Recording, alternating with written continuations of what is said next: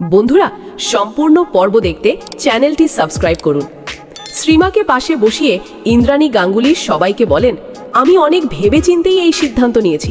শুধু পুরনো সম্পর্কের জন্য নয়, আমি বিশ্বাস করি শ্রীমা এই বাড়ির বউ হওয়ার যোগ্য। ঠিক তখনই আয়ুষ ঘরে প্রবেশ করে। চারদিকে অস্বাভাবিক নীরবতা দেখে সে অবাক হয়ে যায়।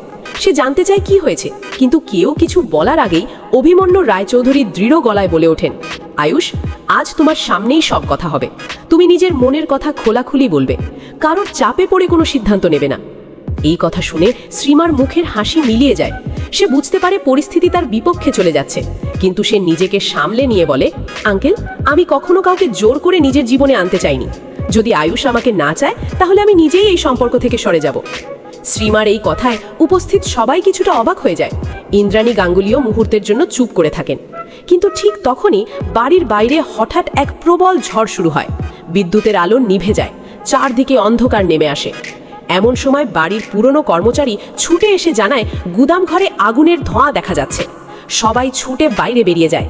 আতঙ্কে কেউ বুঝে উঠতে পারে না কি করবে।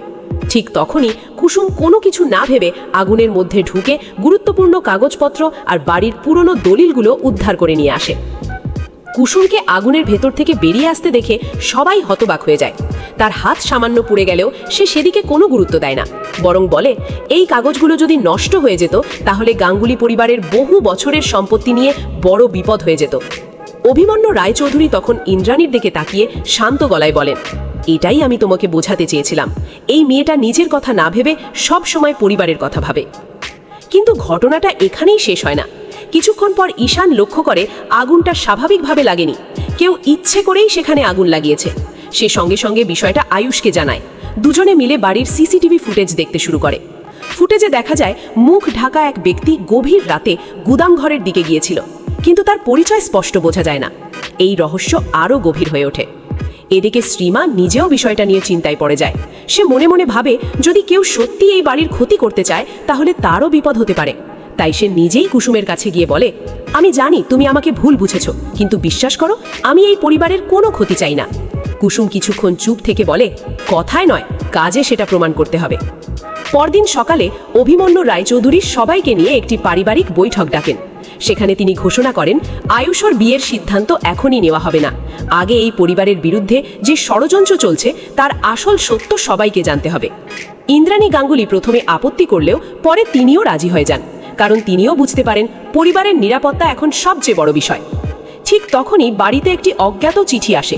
সেখানে লেখা থাকে, যদি সত্য জানতে চাও, তাহলে পুরনো জমিদার বাড়ির পিছনের বট গাছের নিচে রাত 12টায় এসো, একা আসবে। চিঠিটি পড়ে সবাই স্তব্ধ হয়ে যায়। আয়ুষ যেতে চাইলে কুসুম তাকে বাধা দেয়, কিন্তু শেষ পর্যন্ত কুসুম নিজেই সিদ্ধান্ত নেয় সে আয়ুষের সঙ্গে যাবে। রাত 12টায় তারা দুজন নির্দিষ্ট জায়গায় পৌঁছায়। চারদিকে ঘন কুয়াশা। হঠাৎ অন্ধকারের মধ্যে থেকে একটি ছায়ামূর্তি বেরিয়ে আসে। সে বলে, তোমরা যাকে বিশ্বাস করছো সে মোটেও নির্দোষ নয়। গাঙ্গুলি পরিবারের সবচেয়ে বড় শত্রু এখনও তোমাদের আশেপাশেই রয়েছে। এই কথা বলেই সেই ব্যক্তি একটি পুরনো ফাইল কুসুমের হাতে দিয়ে অন্ধকারে মিলিয়ে যায়। ফাইল খুলে কুসুম আর আয়ুষ এমন কিছু তথ্য দেখতে পায়, যা দেখে তাদের চোখ কপালে উঠে যায়। সেই নথিতে বহু বছরের পুরনো এক ষড়যন্ত্রের প্রমাণ লুকিয়ে রয়েছে, যা গাঙ্গুলি পরিবারের ভবিষ্যৎ পুরোপুরি বদলে দিতে পারে। এদিকে বাড়িতে বসে ইন্দ্রাণী গাঙ্গুলি, অভিমন্যু রায়চৌধুরী, ঈশান ও শ্রীমা উদ্বিগ্ন হয়ে তাদের ফেরার অপেক্ষা করতে থাকে। কেউ জানে না কুসুম আর আয়ুষ ঠিক কী সত্য নিয়ে ফিরতে চলেছে। গল্পের শেষ দৃশ্যে দেখা যায় কুসুম বাড়ি ফিরে সবার সামনে সেই ফাইল তুলে ধরে বলে, আজ থেকে এই পরিবারের ভাগ্য বদলে যাবে। এতদিন যে সত্য সবাই লুকিয়ে রেখেছিল, আজ সেই সত্য আর চাপা থাকবে না। কুসুমের এই কথা শুনে অভিমন্যু রায়চৌধুরী বিস্ময়ে তার দিকে তাকিয়ে থাকেন। ইন্দ্রাণী গাঙ্গুলির মুখ ফ্যাকাশে হয়ে যায়, আর শ্রীমা বুঝতে পারে আগামী দিনে গাঙ্গুলি পরিবারে আরও বড় ঝড় আসতে চলেছে। এই রহস্যের সমাধান কি? গাঙ্গুলি পরিবারের আসল শত্রুকে?